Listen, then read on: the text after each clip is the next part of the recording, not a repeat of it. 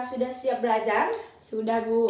Nah, sebelum memulai pelajaran pada pagi hari ini, alangkah baiknya kita berdoa. Akan Ibu pimpin ya, berdoa dimulai. Berdoa selesai. Di sini, Ibu terlebih dahulu mengabsen dulu ya. Apakah ada teman kalian yang tidak masuk? Ada, Bu. Kenapa dia tidak masuk? Sakit.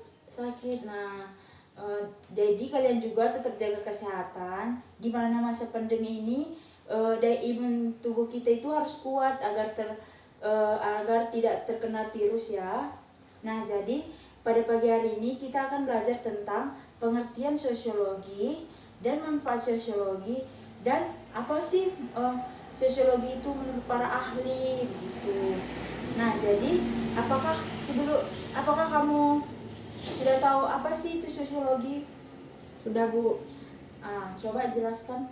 Sosiologi adalah ilmu yang mempelajari tentang perilaku sosial antara individu dengan individu, individu dengan kelompok, dan kelompok dengan kelompok. Nah, iya baik.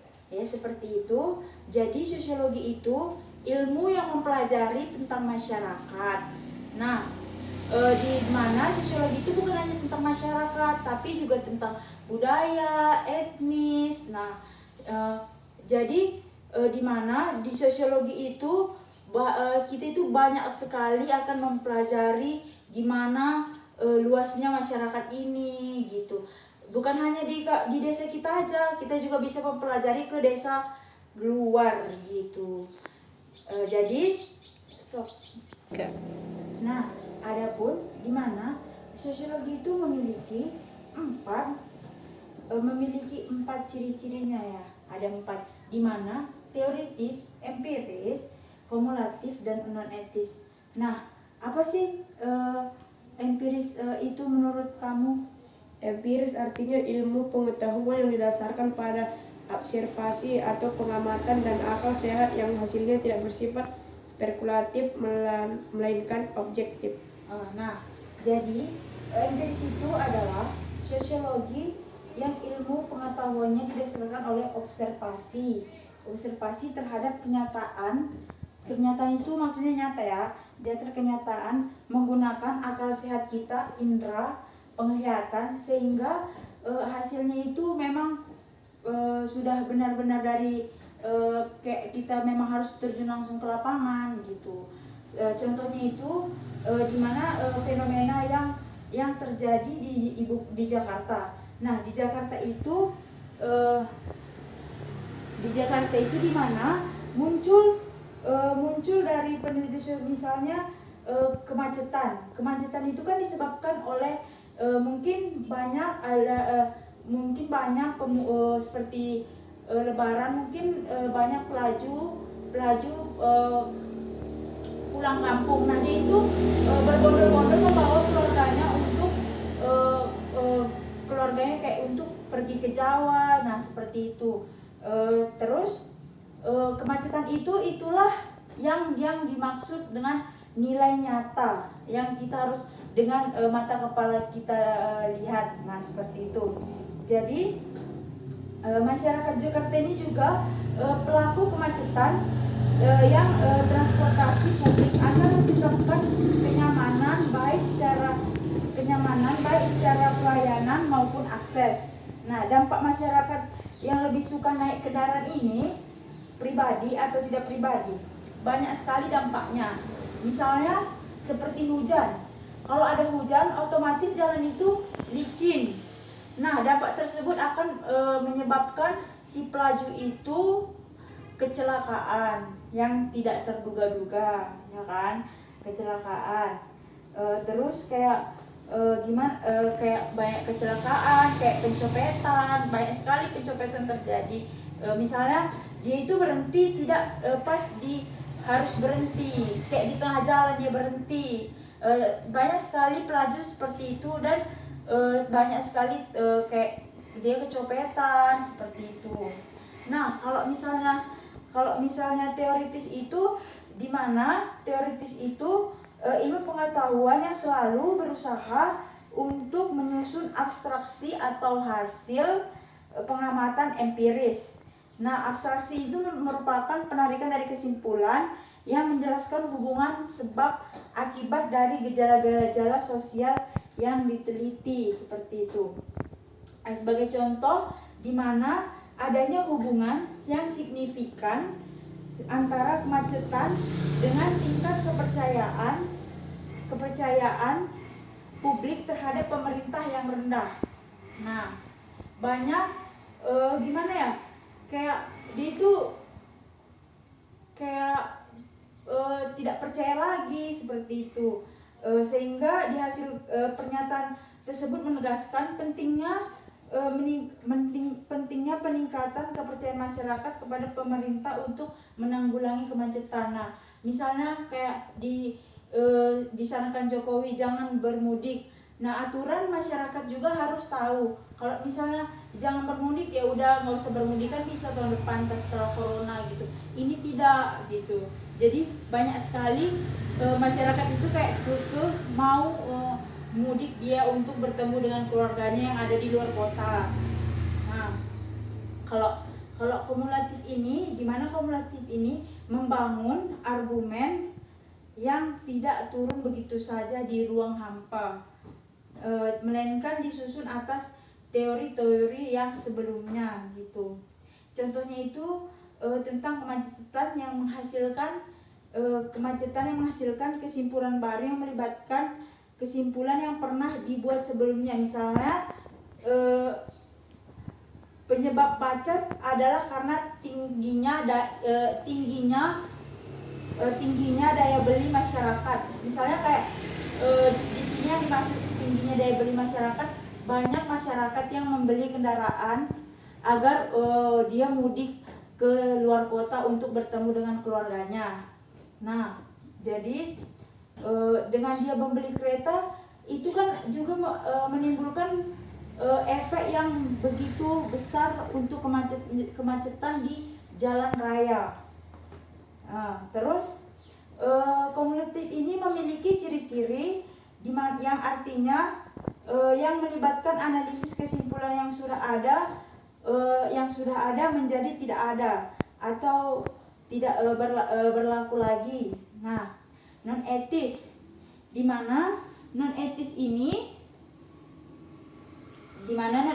adalah membahas tentang permasalahan sosial tanpa mempersoalkan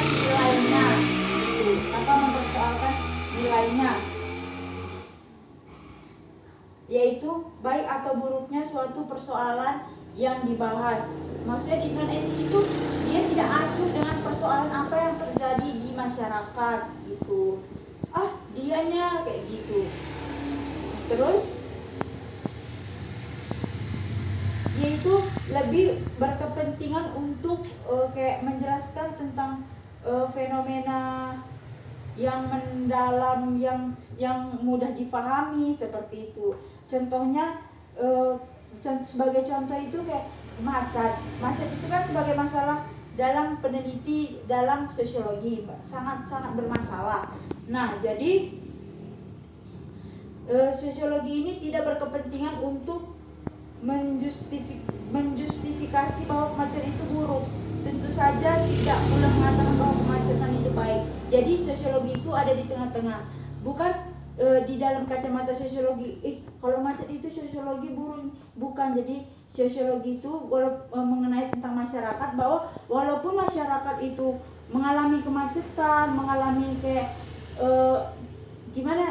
kayak ada tawuran, itu juga kita harus melihat mengapa sih itu terjadi. Seperti kita jangan langsung kok kayak gitu sih, kayak gitu. Kita juga harus tahu kenapa itu terjadi gitu. Jadi seperti itu. Nah, dan juga kita akan mempelajari manfaat belajarnya sosiologi. Coba Keisha, manfaat sosiologi bagaimana? Udah benar ya. Membantu seseorang agar lebih peka dan peduli terhadap permasalahan sosial yang terjadi. Nah, seperti yang kamu bilang itu cukup jelas, di mana banyak sekali manfaat yang kita pelajari di sosiologi. Nah, seperti sosiologi itu kayak kan mempelajari tentang masyarakat, jadi ilmunya juga banyak dong, atau apalagi manfaatnya yang kita dapat. Nah, jadi manfaat kita mempelajari sosiologi seperti menambah pengetahuan sosial, seperti kita itu menambah wawasan tentang keragaman suku, ras, dan agama, serta menambah pengetahuan wawasan kita tentang agama, budaya melalui pembelajaran sosiologi. Di mana dengan kita melalui pembelajaran sosiologi kita memperoleh pengetahuan individu atau kelompok. Nah, seperti kayak kita mempelajari sosiologi itu kan bukan hanya mempelajari cuma satu orang, tetapi kan berbanyak orang bermasyarakat. Nah, seperti itu.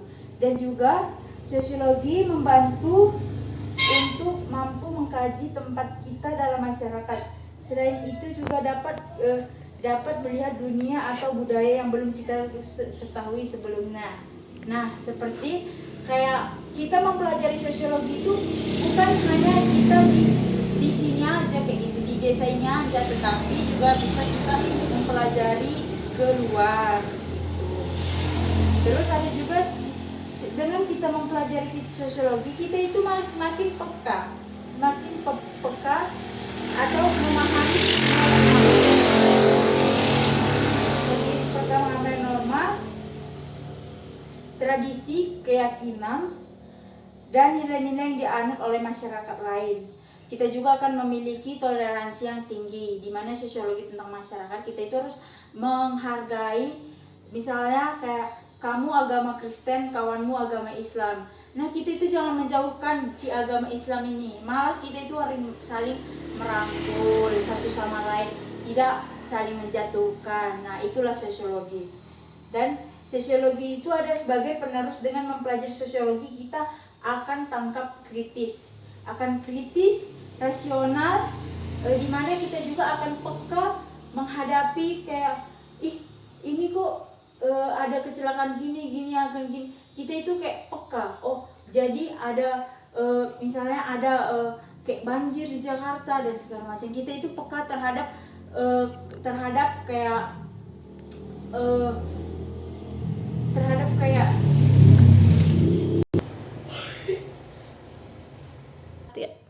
kita itu peka terhadap konflik yang ada di negara kita, yang di luar maupun di dalam.